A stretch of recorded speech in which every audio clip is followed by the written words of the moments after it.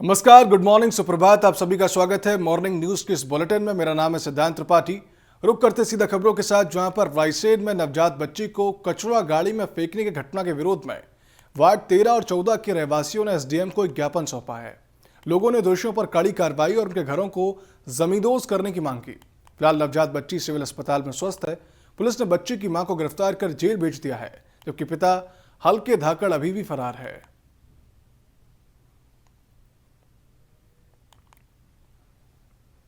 मतलब किसी आशिक का नाम भी आ रहा है सामने, तो उस आशिक पे भी कार्रवाई हो और मतलब उसकी माताओं और उसके पिता और उसके भाई जो जो इस कृत्य में शामिल हैं उन सब के लिए कठोर से कठोर कार्रवाई हो। और ऐसे व्यक्ति समाज में, मोहल्ले में, क्षेत्र में रहने लायक बिल्कुल नहीं है। उनको हमारे क्षेत्र, मोहल्ले, नगर से बाहर कर दिया जाए, बस ये हमारी मांग है। हम चाहते हैं कि न्याय मिले, क्योंकि वो जो महिला है हमारे वहीं रहती है, उसका हमारे परिवार पर, बच्चों पर, सब पर गलत असर पड़ेगा। हम नहीं चाहते कि आगे चल के ऐसी कोई भी घटना हमारे वहाँ घटे, तो हमारे वहाँ क्या पूरे बरेली क्षेत्र में उसको ऐसी सजा दी जाए कि कोई कुछ भी करने से पहले 10 बार सोचे। हम चाहते ही नहीं है कि अब ऐसा कभी कुछ भी हो। वार्डवासी चाहते हैं कि ऐसे व्यक्तियों पर कानूनी कार्रवाई की जाए और उनसे जुड़े हुए लोगों पर भी कानूनी कार्रवाई की जाए। इस आशय का उन्होंने ज्ञापन दिया है और उस पर कार्रवाई के लिए विधि के दायरे में कार्रवाई आएगी। उसके लिए मैंने थाना प्रभारी को पत्र लिखा है कि कार्रवाई विधि के दायरे में किया जाना सुनिश्चित करें। तो ग्वालियर में श्री कृष्ण मानव सेवा समिति खटीक समाज ने प्रतिभा सम्मान समारोह का आयोजन किया, जिसमें कि बोर्ड परीक्षा में सर्वाधिक अंक लाने वाले समाज के छात्र छात्राओं को प्रशस्ति पत्र और नगद राशि पुरस्कार से सम्मानित किया गया। सम्मान समारोह के आयोजक ने बताया कि छात्राओं को प्रोत्साहित करने और उनके प्रयास को बढ़ावा देने के लिए सम्मानित किया गया है। तो आयोजक ने बताया कि लगातार उनकी संस्था समाज के लोगों और विभिन्न क्षेत्रों के लिए कार्य कर रही है।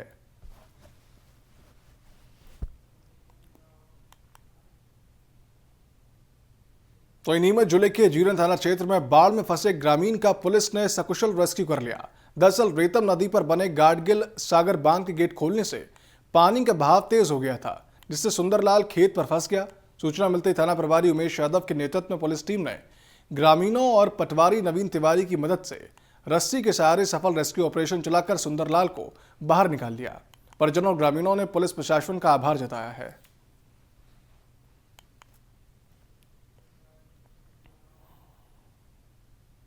कांकेर में भाजपा और भाजपा युवा मोर्चा कार्यकर्ताओं ने राहुल गांधी और तेजस्वी यादव की शव यात्रा निकालकर पुतला दहन किया। कार्यकर्ताओं का कहना है कि दरभंगा में वोट अधिकार यात्रा के दौरान प्रधानमंत्री मोदी और उनकी दिवंगत माताजी के खिलाफ अपमानजनक भाषा का इस्तेमाल किया गया, जिससे लोगों में आक्रोश है।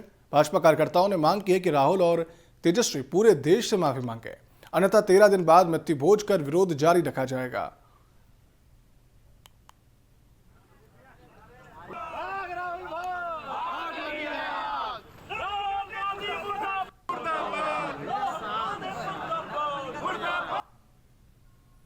देखिए, आप सबको मालूम है कि अभी बिहार में जो इन्होंने एक यात्रा निकाली थी, उस यात्रा के दौरान जो कांग्रेस के जो नेता हैं राहुल गांधी, उनके मंच से हमारे जो यशस्वी प्रधानमंत्री माननीय नरेंद्र मोदी जी के माता जी के ऊपर अनर्गल जो बातें कही है, गालियां दी है, इसलिए पूरा देश आंदोलित है। भारतीय जनता पार्टी पूरा आंदोलित है, क्योंकि एक महिला को उन्होंने इस तरह से गाली दी है कि पूरे भारत देश का अपमान है, महिलाओं का अपमान है।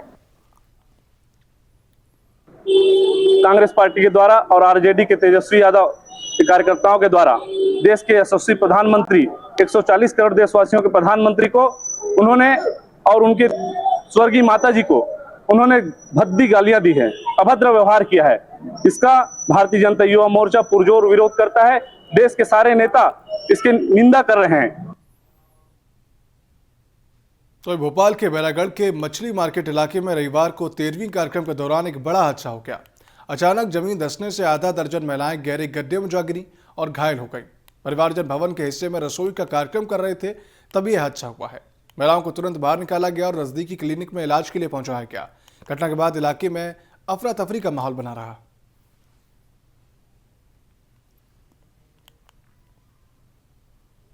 खाना पीना चल रहा था वहाँ, तो हम लोग खड़े हुए थे, बात कर रहे थे, ऐसे कुर्सी पे बैठे थे, एकदम से जमीन घुस गई अंदर। ठीक है, एकदम से पता भी नहीं पड़ा क्या हुआ। कितने लोग थे? 4-5-6 लोग थे। सभी को चोट लगी। जी सबको लगी है, जैसे आप सवाल कर रहे हैं ना, हम ऐसे ही क्या लग रहा है, कुछ कमजोर हो गई थी? कुछ भी नहीं लग रहा था, सब अच्छा था, जैसे अपन यहाँ बात कर रहे हैं ना, बस ऐसे बैठे थे बाहर, ऐसे लगा के बैठे थे, हमें क्या पता कि वो दस ही जाएगी एकदम से। कितनी महिलाएं वहाँ बैठी थी और कितनों को चोट आई? 5-6 जनी थी, हम साथ में बैठी थी। तो पंचकूला में लगातार बारिश से घग्गर नदी का जलस्तर खतरनाक स्तर तक बढ़ गया है। रात 3 बजे अचानक आए सैलाब ने हरियाणा और पंजाब के कई जिलों के लिए संकट खड़ा कर दिया। पंचकूला, पटियाला, संगरूर, फतेहाबाद और सिरसा में बाढ़ का खतरा बढ़ गया है। प्रशासन ने हाई अलर्ट जारी कर दिया। मौसम विभाग ने अगले 3 दिन तक भारी बारिश की चेतावनी भी दी है।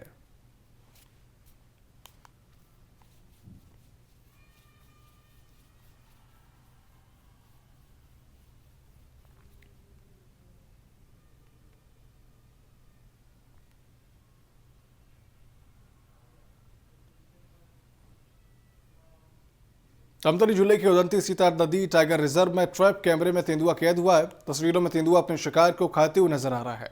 रिजर्व में पहले भी ट्रैप कैमरा में तेंदुआ, भालू और हिरन जैसे वन्य प्राणी रिकॉर्ड हो चुके हैं। उप निदेशक वरुण जैन ने तेंदुआ की ये फोटो वीडियो सोशल मीडिया पर साझा की है।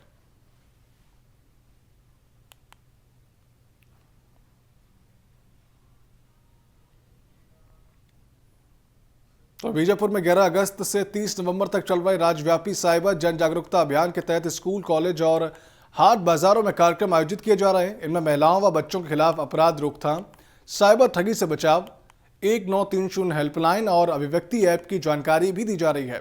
इन कार्यक्रमों में SP doctor Jitendra Kumar Yadav, ASP Chandrakant Gavarna, DSP Vineet Sahu, cyber cell प्रभारी विवेकानंद पटेल और थाना प्रभारियों ने सक्रिय भागीदारी निभाई।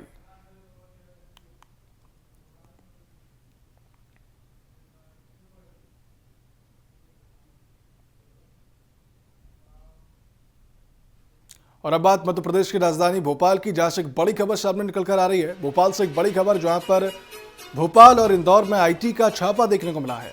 भोपाल से बड़ी खबर हम आपको बता रहे हैं, जहां पर भोपाल और इंदौर में आईटी का छापा हुआ है। लाल घाटी में राजेश गुप्ता के घर में ईडी और आईटी का छापा।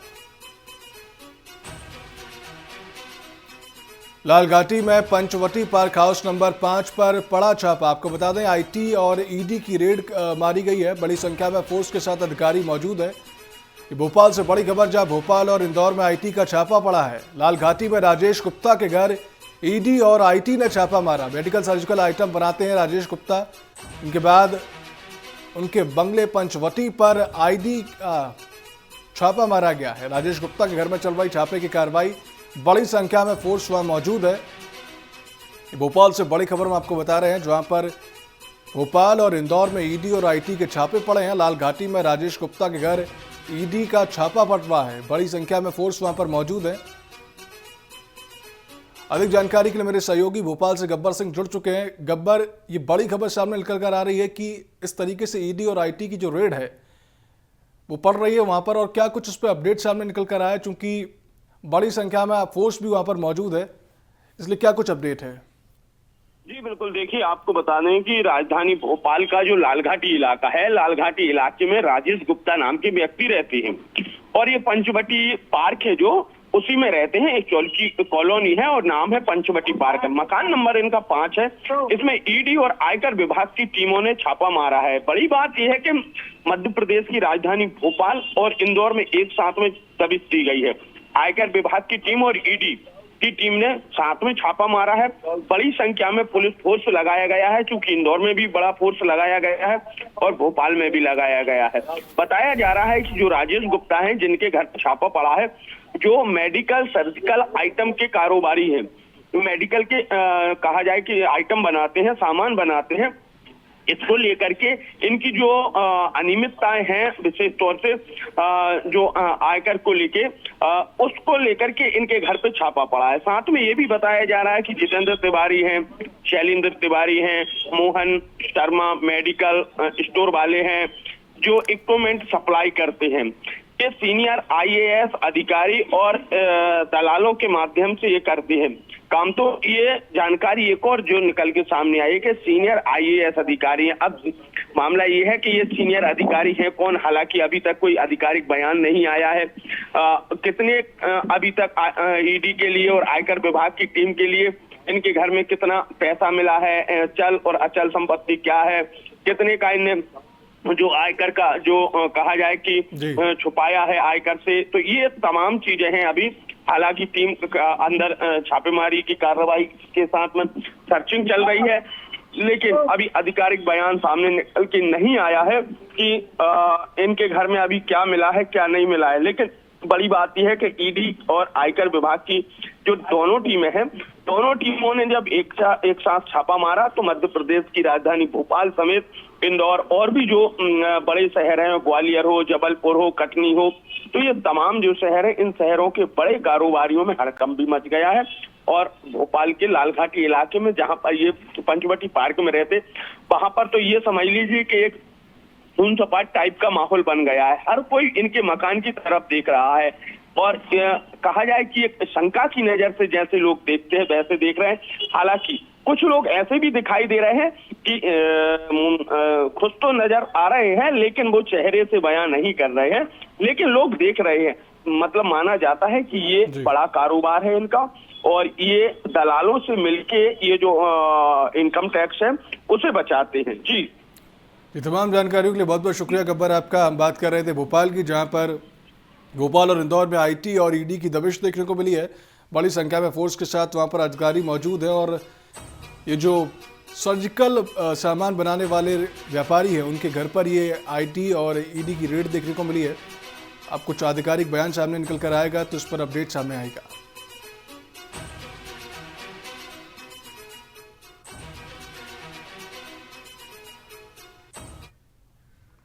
और अब रुख छत्तीसगढ़ की राजधानी रायपुर की ओर, जहां से एक बड़ी खबर सामने आ रही है। राजधानी रायपुर से एक बड़ी खबर, जहां आज दिल्ली के दौरे पर रहेंगे मुख्यमंत्री विष्णुदेव साय। हम बात कर रहे हैं छत्तीसगढ़ के मुख्यमंत्री विष्णुदेव साय की, जो कि आज दिल्ली के दौरे पर रहेंगे। थोड़ी देर में रायपुर से दिल्ली के लिए होंगे रवाना। मुख्यमंत्री विष्णुदेव साय जो कि आज दिल्ली के दौरे पर रहेंगे। सुबह 11:23 पर दिल्ली पहुंच जाएंगे मुख्यमंत्री साय, जहां पर दोपहर 12 बजे छत्तीसगढ़ सदन पहुंचेंगे मुख्यमंत्री। आज मुख्यमंत्री विष्णुदेव साय दिल्ली के दौरे पर रहेंगे, जो कि 12 बजे आज छत्तीसगढ़ सदन पहुंचेंगे। दिल्ली प्रवास के दौरान केंद्रीय गृह मंत्री अमित शाह से मुलाकात कर सकते हैं। आपको बता दें, इसके अलावा और भी कई केंद्रीय मंत्रियों से मुलाकात कर सकते हैं मुख्यमंत्री विष्णुदेव साय।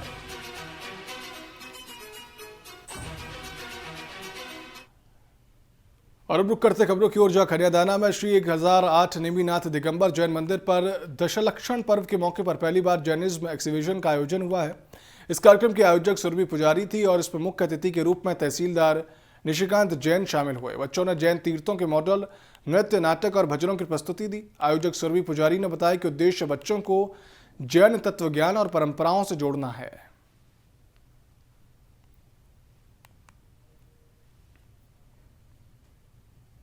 आज मंदिर जी में यहाँ पर जैनिज्म एग्जीबिशन रखा गया है।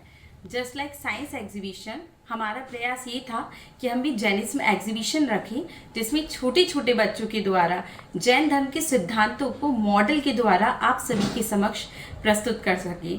इसमें बच्चों ने ही नहीं बल्कि उनके पेरेंट्स ने, समाज के सभी ट्रस्टीगण ने और सभी साधर्मी जनों ने इसके लिए भरपूर सहयोग दिया। तो गौरेला में मिशन हायर सेकेंडरी स्कूल की प्राचार्य को पद से हटाए जाने और प्राचार्य कक्ष का ताला तोड़ने का मामला गर्मा गया है। छत्तीसगढ़ डायलिसिस बचाओ संघर्ष समिति ने कलेक्टर और एसपी को ज्ञापन सौंपकर तत्काल एफआईआर दर्ज करने की मांग की।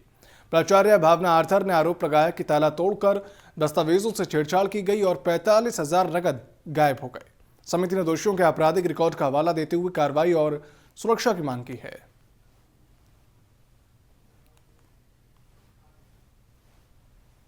देखिए, मिशन स्कूल जो है वो गवर्नमेंट एडेड स्कूल है, शासकीय नियमों से स्कूल चलता है। उस स्कूल में अचानक 28 तारीख को कुछ लोग जो तथाकथित पदाधिकारी हैं वे आते हैं और मैडम प्राचार्य की अनुपस्थिति में उन लोगों ने ताला तोड़ा और ताला तोड़ के एक कनिष्ठ शिक्षक को उनकी कुर्सी पर अवैध तरीके से बैठा दिया और उसमें एक पत्र इनके पास में व्हाट्सएप किया, क्योंकि ये अवकाश में थी। उसमें ये जानकारी ये मिली कि बिना किसी कारण के इनको हटाया गया, कोई स्पष्टीकरण नहीं दिया गया। मैडम 12 दिन की छुट्टी में थी, डीओ के परमिशन से उनको हटाया गया और हटाने के बाद उस शिक्षक को बैठाया गया जो शासकीय नियम के विपरीत है। कनिष्ठ शिक्षक को कभी भी प्रिंसिपल नहीं बनाया जा सकता। कुछ समय पहले मैंने जिला शिक्षा अधिकारी की स्वीकृति से अवकाश लिया और मैं अवकाश पर थी और मेरी अनुपस्थिति में कुछ असामाजिक तत्वों ने, आपराधिक किस्म के लोगों ने घुस करके मेरे कक्ष का, प्राचार्य कक्ष का जो ताला था उसको कटवाया, तोड़ा, चारों तरफ के तालों को उन्होंने कटवाया और अपना मेरा ताला वहाँ से हटाया और जो स्कूल के सबसे लोअर डिवीज़न टीचर हैं, शिक्षाकर्मी वर्ग 3, उनको उन्होंने एज अ प्रिंसिपल उस कुर्सी पर बैठा दिया। यहाँ पर अभी आए थे जिसमें मिशन है स्कूल वहाँ पर से श्रीमती भावना मैडम जो है उनको प्राचार्य के पद पर पहले थी, अभी उनकी समिति के द्वारा किसी नए व्यक्ति को वहाँ पर नियुक्त किया गया है, तो इसी में ही उनको आपत्ति थी। उनके द्वारा हम लोग को एसपी साहब को एक लिखित में शिकायत दी गई है और हम लोग इसकी वैधता की भी जांच कर रहे हैं कि कौन सी सोसाइटी से संबंधित है या ये शिक्षा विभाग से संबंधित है, और जब जाँच पूरी हो जाएगी उसके हिसाब से इसमें आगे की हम लोग कार्रवाई करेंगे। तो दुर्ग के सिकौला बस्ती में आर्थिक तंगी और पारिवारिक परेशानियों से जूझ रहे 50 वर्षीय तिलक कुर्रे ने फांसी लगाकर आत्महत्या कर ली। उनकी पत्नी शीतल जो गंभीर बीमारी से जूझ रही थी, जिसने कुछ घंटों बाद अस्पताल में दम तोड़ दिया। परिवार पर पहले से इलाज और कर्ज का बोझ था। बड़ा बेटा जेल में और छोटा बेटा अकेले जिम्मेदारी उठा रहा था। पुलिस ने मामला दर्ज कर शवों को पोस्टमार्टम के लिए भेजा। पार्षद युवराज कुंजराम ने इसे बेहद दुखद घटना बताया।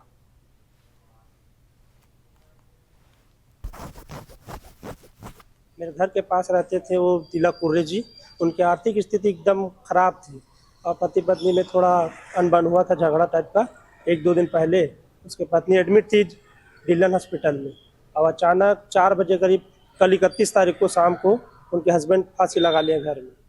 पुलिस की टीम ने मौके पर पहुंचकर घटनास्थल का निरीक्षण किया है। साथ ही एफएसएल की टीम के द्वारा भी घटनास्थल का निरीक्षण किया गया है। मृतक के शव का पंचनामा कर पोस्टमार्टम के लिए भेजा गया है। साथ ही जो घटनास्थल है वहां से साक्ष्य को संकलित किया गया है। मर्ग के प्रकरण में विवेचना की जा रही है और मृत्यु के कारणों के संबंध में जाँच की जा रही है। मध्य प्रदेश की राजधानी भोपाल से एक बड़ी खबर सामने निकल कर आ रही है। आपको बताएं, भोपाल से एक बड़ी खबर जहां पर हम बात कर रहे हैं मुख्यमंत्री डॉक्टर मोहन यादव के आज के कार्यक्रम की, जो कि आज सुबह 10:45 पर मंत्रालय पहुंचेंगे। ये बात मुख्यमंत्री डॉक्टर मोहन यादव का दिन भर का ब्यौरा, सुबह 10:45 पर मंत्रालय पहुंचेंगे मुख्यमंत्री डॉक्टर मोहन यादव। इसके बाद आपको बता दें कि सुबह 11 बजे कैबिनेट बैठक में होंगे शामिल। आपको बता दें कि मुख्यमंत्री डॉक्टर मोहन यादव आज एक अहम बैठक लेने जा रहे हैं। दोपहर 1 बजे मंत्रालय में ये बैठक आयोजित की जाएगी,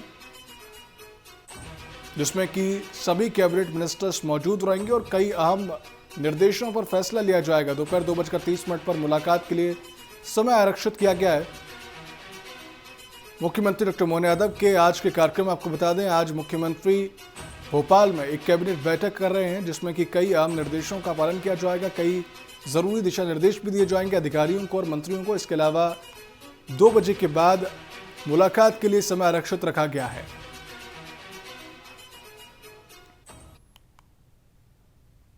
यह बात कर रहे थे महिलाओं की, जो कि आज कांग्रेस भवन का घेराव करेंगी। अब रुक करते सीधे खबरों की ओर, जब भोपाल में भाजपा प्रदेश अध्यक्ष हेमंत खंडेलवाल ने कार्यकर्ताओं से अपील की है कि वे उनके जन्मदिन पर होर्डिंग्स, बैनर या किसी भी प्रचार माध्यम से शुभकामनाएं ना दें। उन्होंने कहा कि संगठन के प्रति समर्पण ही उनके लिए सबसे बड़ा उपहार है।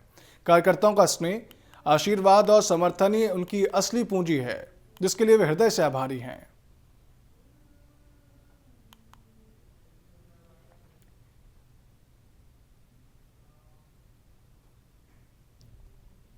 मॉर्निंग न्यूज की इस बुलेटिन में फिलहाल इतना ही। आप देखते रहिए TV24।